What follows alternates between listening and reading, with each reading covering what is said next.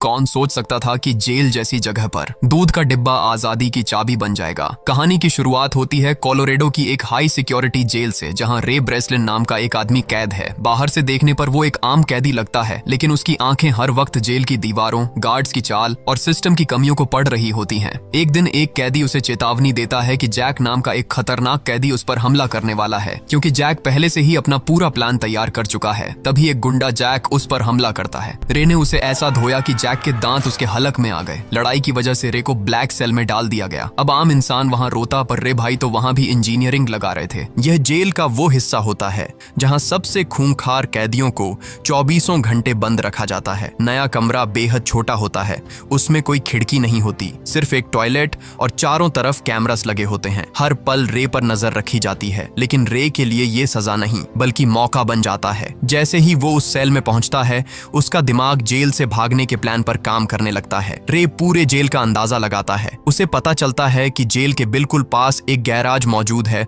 और दोनों जगहों पर गार्ड्स की संख्या भी ज्यादा नहीं है। अगले कुछ दिनों तक वो चुपचाप हर गार्ड की रूटीन को बारीकी से ऑब्जर्व करता है। तभी उसे एक अहम बात समझ आती है कि गार्ड्स हर दिन ठीक 7 मिनट के लिए सिगरेट पीने बाहर जाते हैं और उस वक्त निगरानी सबसे कमजोर होती है। अब रे को सिर्फ एक चीज चाहिए होती है, अपने सेल के दरवाजे का पासकोड। एक दिन खाने के साथ आए दूध के पैकेट को खोलते हुए वो उससे एक पतली प्लास्टिक शीट निकाल लेता है। मौका मिलते ही वो उस शीट को पासवर्ड स्क्रीन पर सावधानी से चिपका देता है।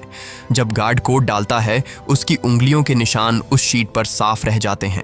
थोड़ी समझदारी और सही एलिमिनेशन के बाद रे सही कोड निकाल लेता है। इतना दिमाग अगर रे भाई ने पढ़ाई में लगाया होता तो आज वो खान सर के बगल में बैठ के पढ़ा रहे होते। साथ ही वो बाहर मौजूद अपनी टीम को भी मैसेज भिजवा देता है कि जिस दिन वो भागेगा ठीक 4 बजे उन्हें पास वाली गैराज में मौजूद रहना होगा। आखिरकार वो दिन आ ही जाता है। रे पास कोड डालकर सेल से बाहर निकलता है, पाइप्स के रास्ते आगे बढ़ता हुआ गैराज तक पहुंचता है। उसी वक्त बाहर उसकी टीम एक छोटा सा धमाका करती है, जिससे पूरे इलाके का ध्यान भटक जाता है। कुछ ही देर में फायर ब्रिगेड वहां पहुंच जाती है। इसी अफरा तफरी के बीच रे चुपचाप फायर ब्रिगेड की गाड़ी के नीचे लटक जाता है और जेल से बाहर निकल जाता है। थोड़ी दूरी पर उसे गाड़ी से उतार दिया जाता है, लेकिन कहानी यहीं खत्म नहीं होती। जल्द ही पुलिस उसे पकड़ लेती है। तभी वहां लेस्टर नाम का एक आदमी पहुंचता है और पुलिस से कहकर रे को छुड़वा लेता है। इसके बाद असली सच्चाई सामने आती है। पता चलता है कि रे कोई अपराधी नहीं बल्कि एक सिक्योरिटी कंपनी का मालिक है, जो दुनिया भर की जेलों की सिक्योरिटी जांचने के लिए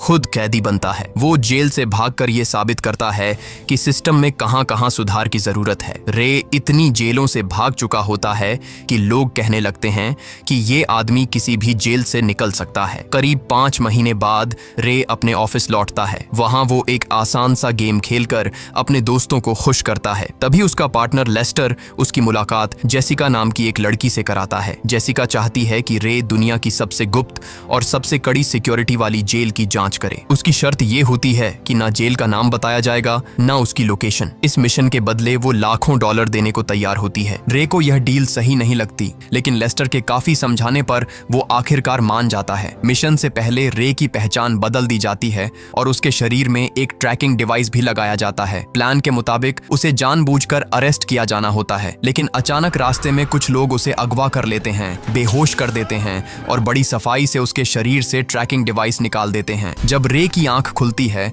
तो वो खुद को एक अजीब सी जेल में पाता है। वो एक कांच के डिब्बे जैसे सेल में बंद होता है और उसके चारों तरफ भी ऐसे ही कई कैदी मौजूद होते हैं। थोड़ी देर बाद उसकी मुलाकात जेल के वार्डन हब्स से होती है, जबकि रे को बताया गया था कि वार्डन का नाम मार्श होगा। यहीं उसे एहसास हो जाता है कि कुछ न कुछ बहुत गलत जरूर है। रे तुरंत वो खास इमरजेंसी कोड बोलता है जिससे उसे जेल से बाहर निकाला जा सकता था, लेकिन हब्स उसकी एक भी बात नहीं सुनता और उसे वापस सेल में भेज दिया जाता है। इधर बाहर उसकी टीम जेल की लोकेशन पता करने की पूरी कोशिश कर रही होती है और उधर अंदर रे देखता है कि यहाँ के सारे गार्ड्स एक जैसे कपड़े और मास्क पहने रहते हैं और जब मन करता है किसी भी कैदी पर बेरहमी से टूट पड़ते हैं। इसी दौरान अनिल नाम का एक कैदी रे से मिलता है और बताता है कि उसने कोई जुर्म नहीं किया, फिर भी उसे यहाँ रखा गया है क्योंकि कुछ लोग उससे जानकारी निकलवाना चाहते हैं। तब रे को समझ आ जाता है कि ये कोई आम जेल नहीं है। यहाँ असली अपराधी नहीं बल्कि अमीर लोग अपने दुश्मनों को टॉर्चर कराने भेजते हैं। अब रे को इस जेल के सबसे खतरनाक हिस्से में पहुंचना होता है। इसके लिए वो जानबूझकर प्लान बनाकर एक कैदी से हाथापाई करता है। जैसा उसने सोचा था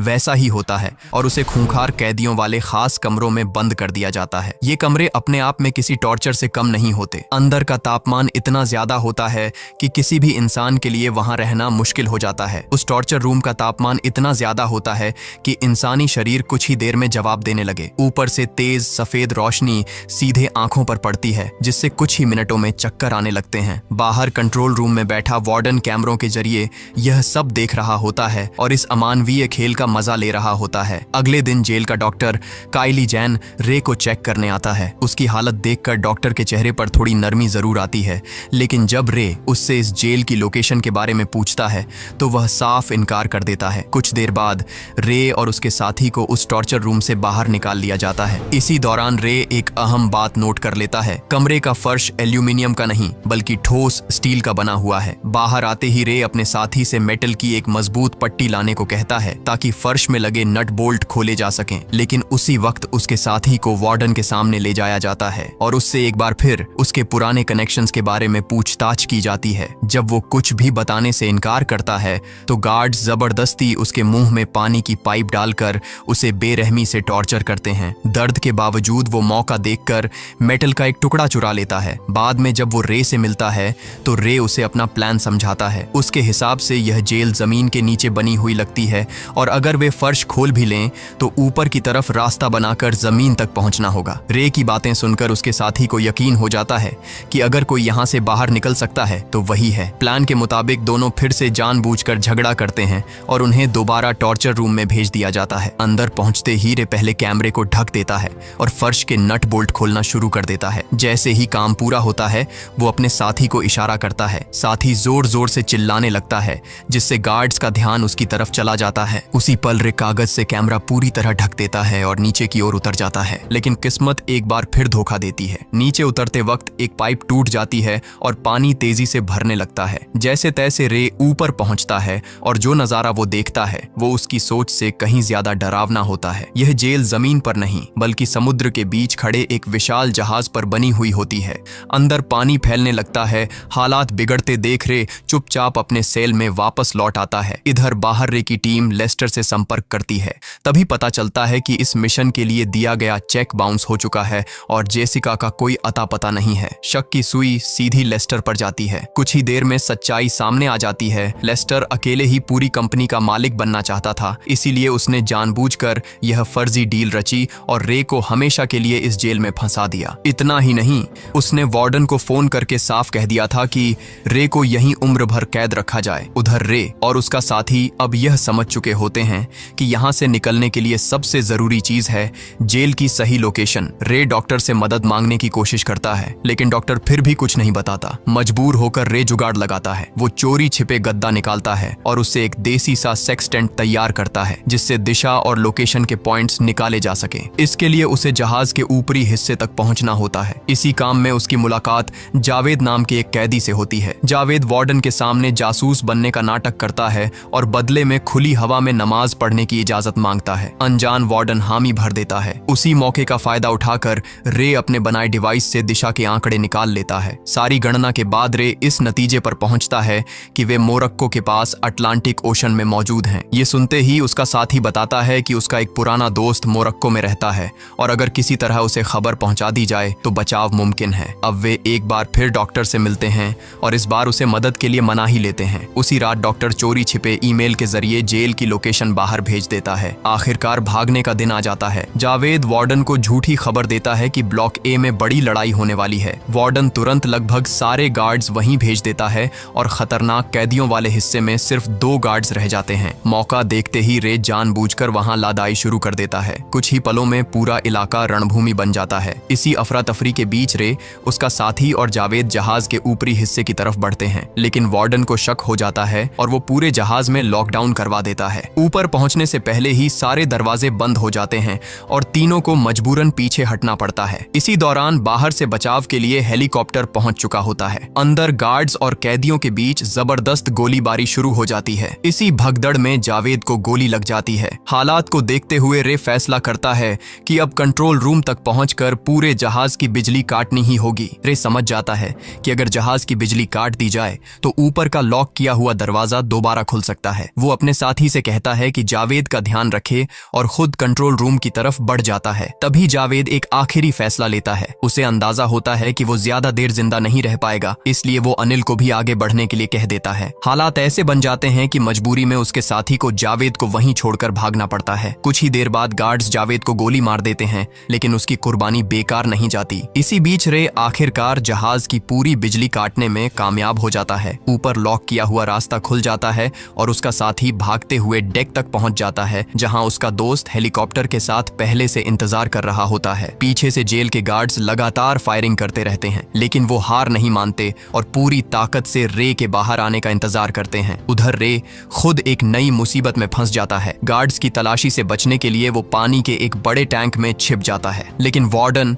चालाकी से जहाज को दोबारा स्टार्ट करने का आदेश दे देता है। टैंक का सिस्टम एक्टिव होते ही रे तेज बहाव के साथ सीधे समुद्र में जा गिरता है। ऊपर से उसका साथी हेलीकॉप्टर में बैठा ये सब देख लेता है। बिना एक पल गंवाए वो नीचे रस्सी फेंकता है और रे किसी तरह उसे पकड़कर ऊपर चढ़ जाता है। अब रे के हाथ में गन होती है। वो पीछे मुड़कर जहाज पर मौजूद तेल के टैंकों पर अंधाधुंध फायरिंग कर देता है। कुछ ही सेकंड में पूरा जहाज जोरदार धमाके से दहल उठता है। वार्डन और उसके सारे गार्ड्स उसी विस्फोट में खत्म हो जाते हैं। जिस जेल को कभी अजेय माना जाता था वो समंदर में डूबने लगती है। आखिरकार रे और उसका साथी सुरक्षित मोरक्को के किनारे पहुंच जाते हैं। वहां एक गाड़ी उन्हें लेने आती है और उसमें से जेसिका बाहर निकलती है। रे उसे देखते ही पहचान लेता है, वही लड़की जिसने उसे इस मिशन के लिए भेजा था। तभी उसका साथी सच बता देता है कि जेसिका उसकी बेटी है। यह सुनते ही रे हैरान रह जाता है। अब पूरी सच्चाई सामने आती है। दरअसल जेसिका ने अपने पिता को उस गैर कानूनी जेल से छुड़ाने के लिए जानबूझकर रे को इस मिशन पर भेजा था। उसने अपनी असली पहचान इसलिए छिपाई थी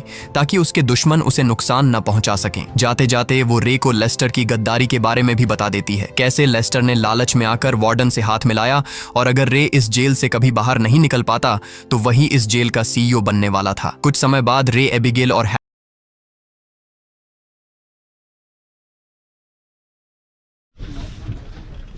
फाइनली भैया शेर सिंह को दुबई पुलिस की तरफ से टॉफी मिली है। बहुत तगड़ी है। बेइज्जती हो जाएगी हमार। हाँ वापस किधर से लगेगी भाई, फोकट वाली ऐसी। सॉरी हम तो सॉरी पड़ी है। सॉरी ये सॉरी। अरे भाई साहब क्या चल रहा है, क्या चल रहा है बाबू भाई। लो और ये तुम्हारे लिए प्रोटीन का डब्बा। 1 रुपये डालो टिप के वाले, 3 रुपये 99 पैसे का है। 1 रुपये टिप वाले डाल दो बस। वही छोटी बच्ची के लिए 21 नंबर जूता यार। शादी का हुई शादी अभी हुई नहीं, इसलिए तो देख रहा हूँ।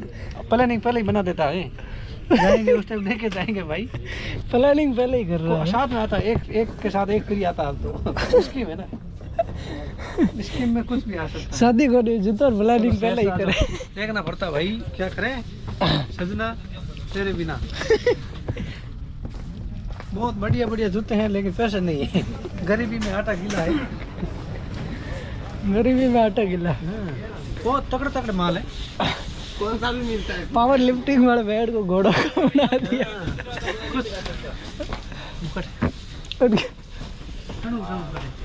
भाई भाई क्या देख रहा भाई, क्या देख रहा है। चीज देख रहा था भैया, देखते हैं बच्चियों के हैं, छोटी बच्ची के लिए। ये रहा ये बहुत तगड़ा है ना। ये देखो ऐसे ऐसे होता है, इसका मतलब क्या हुआ समझ में नहीं आया। अरे ये क्या है सर, ये क्या है। ये देखो भाई पावर लिफ्टिंग वाला बैग, ये बहुत बड़ा बैग। ये क्या है, ये गधों के लिए बैग है। बेल्ट है, कोई मानते नहीं है ना गधे।